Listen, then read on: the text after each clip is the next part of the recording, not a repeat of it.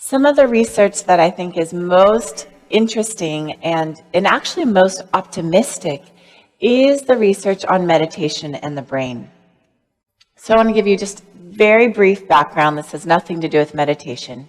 But basically, positive and negative emotions look different in the brain. So when we're feeling happy, joyful, vital, alert, we have higher left-to-right ratios in our prefrontal cortex. When we're feeling depressed, anxious, in fact, even people who have post-traumatic stress disorder or severe depression, we see much greater activity in the right to left ratio in the prefrontal cortex, which is this part of the brain that developed more recently. So when they did a study on meditators, they brought in this Tibetan Lama, and what they found is that his left to right ratio was much higher than any of the other 175 subjects they brought into the laboratory. And so they asked, is this just a random artifact, right? Was he kind of born happy, and so then he decided to be a monk and a meditator and meditate? Or did the tens of thousands of hours that he had dedicated to this practice actually have an impact?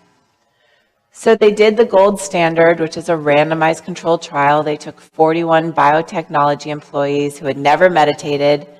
If they can do it, anyone can. They randomly assigned them into a mindfulness group taught by John Kabat-Zinn, or a waitlist group. And then they looked, is there change in the activity of the brain? And what they found is that 4 months later, there was significant differences in this left to right ratio, where they had much greater activity in left to right with greater positive emotions, vitality. This is extraordinarily hopeful, and I want to explain why for those of you who aren't psychologists. In psychology, there's something called a happiness set point, and it's been repeated over and over again in the research that we find that people basically, just like you have a weight set point, you basically have this kind of continuum of happiness that you're born with, and you can't really move it too far. So what they found is that when you win the lottery, you have this initial blip of, yes, life's going to be great forever, and then a year later, you're back to your baseline level of happiness. If you're in a terrible accident and you become a paraplegic, you have this huge dip, and then within 1 year, you're back almost to your baseline. When I first read this, I thought it was shocking. So surprising, and yet they replicate it again and again. So this is great news if you're born happy, right? It's like, it doesn't matter, you get divorced, you lose your job, whatever, and you just pop back up. It's like you're a Bobo doll. This isn't such good news for most of the people that I work with who are coming to see me, where they weren't necessarily born happy. And so even if you work really hard and you make a lot of money and you get the house in Hawaii, or you win the lottery, or you marry the perfect person, or you have, it doesn't actually change your happiness level.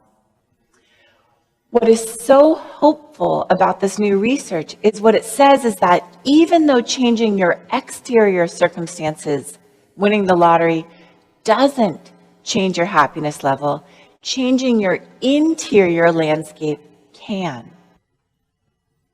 Changing our interior environment through training the mind and heart and body in these practices can actually shift our levels of happiness. Richie Davidson, who is the principal investigator of the study, he says, happiness can be trained because the very structure of our brain can be modified. So what he's talking about here is neuroplasticity. Our repeated experiences shape our brain. Does this remind you of anything? Right? It's exactly what this monk told me. What we practice becomes stronger. Everything that we practice, every single moment matters. So these are brains from Harvard. I think that makes them a little more special.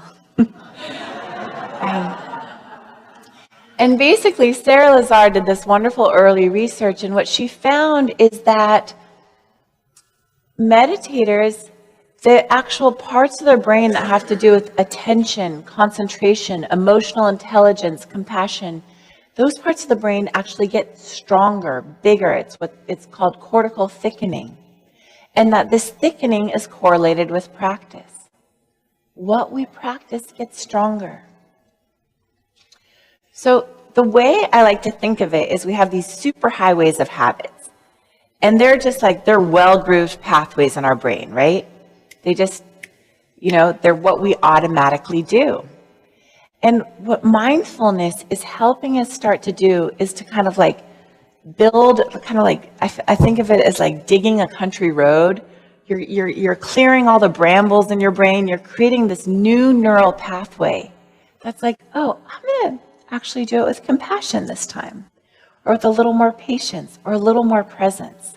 And so instead of going down that same superhighway of habit, we're shifting and we're going down a different pathway. And every single time that we do this, we're strengthening that pathway so that eventually that pathway becomes the habit.